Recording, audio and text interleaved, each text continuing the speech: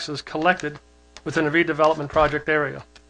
First, the assessed valuation of the taxable property in a project area at last equalized prior to adoption of the redevelopment plan is established and becomes the base roll. Thereafter, except for any period during which the assessed valuation drops, which it has by 9% all over your redevelopment area, within the project area, the taxing agency will receive the taxes produced by the levy of the then current tax rate upon the base roll. I'm curious, and I really do not understand what effect this except word has. Does it say you can't reissue another bond because the tax basis has dropped by a certain percentage? It's definitely gone down. Does it mean you're limited in what you can do, or you can't allocate the tax monies to pay the bonds with? Or what's the meaning of that word except? Except for any period during which the assessed valuation drops. And this is by California Constitution and Redevelopment Agency law.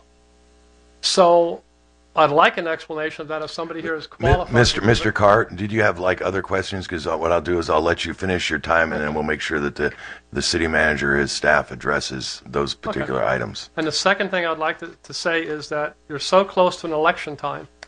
I think in all fairness, in case some of you don't come back, and I don't mean it in a bad way, I don't mean it in a good way, but simply in case, I think it'd be better if a new city council, or the people who are sitting here 2 weeks from now, were the ones that indebted the city for another $24 million, in all honesty. Thank you, gentlemen. Thank you. I guess, Mr. Brown, I'd like to get that question answered in one sense between yourself, Mr. McRae, and the city attorney. If we could. I think what we'd like to do is see if Mr. Fama or... Okay, yeah. Whichever one of you, there's no problem with us. Good evening, Dennis McGuire from Piper Jaffray. And really what that should say is, at any point, the assessed value drops below the base year value. So the base year value was established in the original area, I believe 1996, and in the amended area in 2001. So even though there has been, assessed value declines over the last 2 years, it's still much greater than the assessed value at the time that the project areas were established. So does that mean we should change the language in the documents? Leave that to the attorneys. Now we'll go to the attorney. Hi, this is Dave Fama from Jones Hall. No, actually, it reads correctly. I don't have the wording in front of me, but the way that it's set out it is saying exactly what Dennis said. Okay, thank you. Thank you. Mr. O'Neill?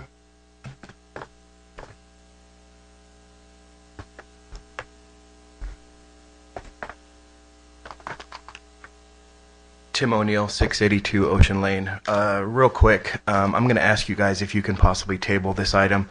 As Mr. Carr said, 4 of the 5 council seats might be changing hands in November. I'm happy that our city has an A rating, but I really don't think if we put it back another month for a possible new council to consider, I don't think that's really going to hurt. And correct me if I'm wrong, but times are rough. The economy's pretty jacked up right now. This really should be something that a new council, even if Ms. Bragg and Mr. Mayor, even if you're around, maybe it's something that the new council should consider. I ask you to table this item until after the elections. Thank you. Thank you. Mr. Taylor.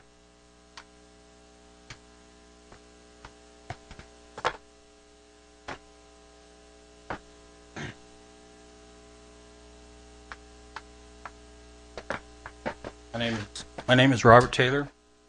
I live at 1361 Loudon Lane.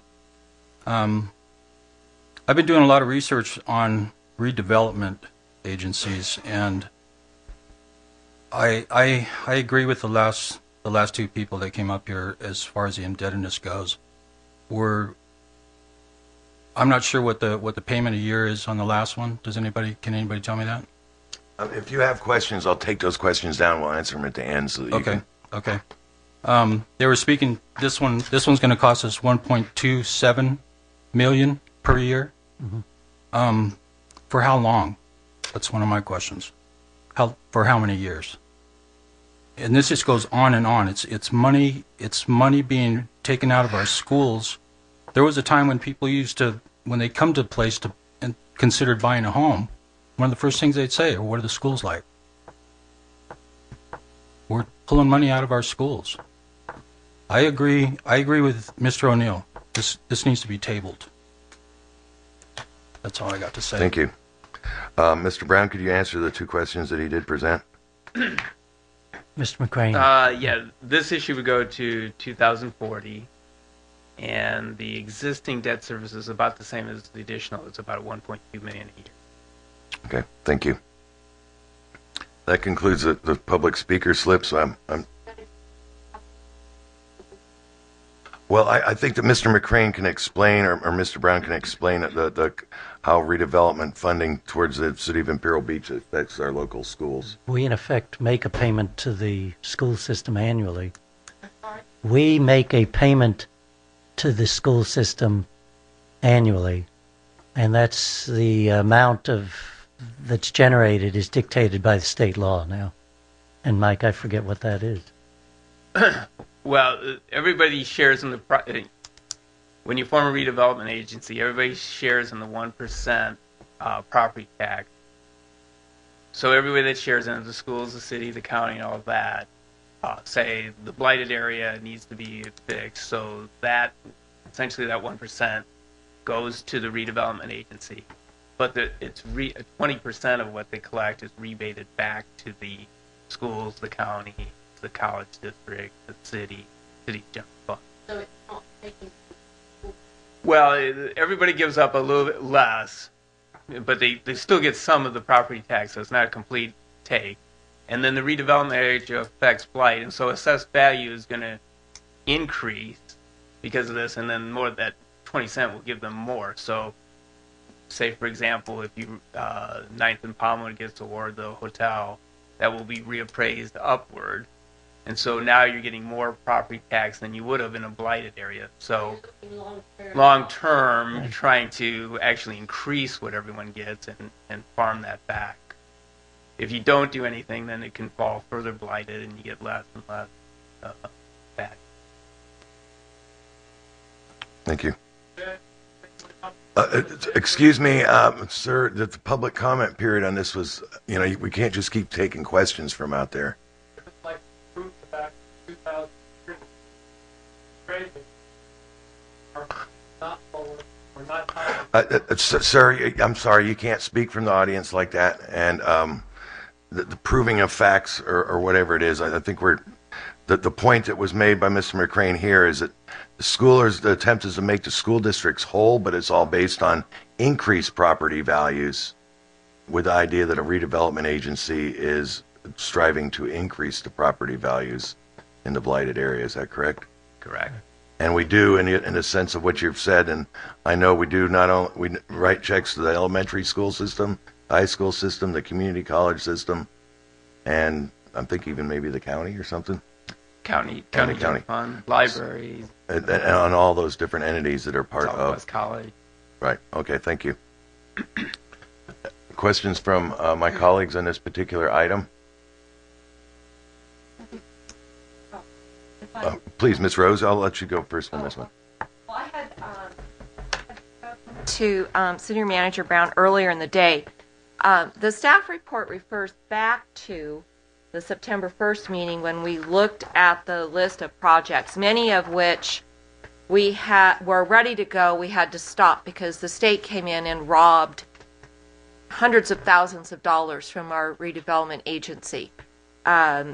So those projects were there. Other projects that are in our economic development, capital development plan that we reviewed for this bond issue.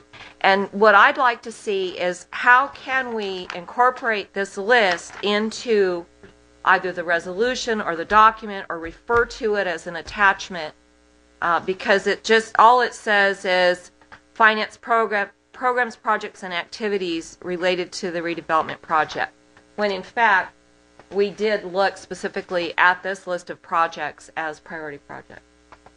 So that was my question: is how can we incorporate this into the resolution, into the reports, that sort of thing? you could, by reference, say that attachment is part of the resolution. Although, as I recall, at the last meeting, though, we looked at that and said, hey, well, a lot of those on the list are just redevelopment items. It wasn't real specific, so we still have refinement to do on that. So. But it's up to council. If they want to say that, you can do that. Or if you want to say, we'll have another council meeting expressly for items, we can do that, or whatever your wishes are. I mean, this is always they're recommended projects, they're prioritized projects. That doesn't mean that over the course of 5 or 10 years that might not change, or something new might happen, or something might shift. But I just somehow wanted to memorialize the projects that at least we did look at to make up the expenditures for the bond, knowing that can change at some time in the future. I'm going to ask the city attorney this on that. I mean, because what we have before us is several resolutions and some documents that we have to move forward with if we're going forward to this. Could the inclusion of that list be a separate document, such as what we've got already listed on our agenda now? I mean, instead of the 3, we could add it as the third one. Because I'm looking at it, or the indenture of trust, the preliminary official statement, purchase or contract. is it easier for us to bring it back as an item to do? I'm not aware that the adoption of the projects is tied. Does it have to No, be within in fact, the documents? We don't have to name it right now. We don't have to. And so the investors are just looking at the total capacity for us, and whatever project you decide.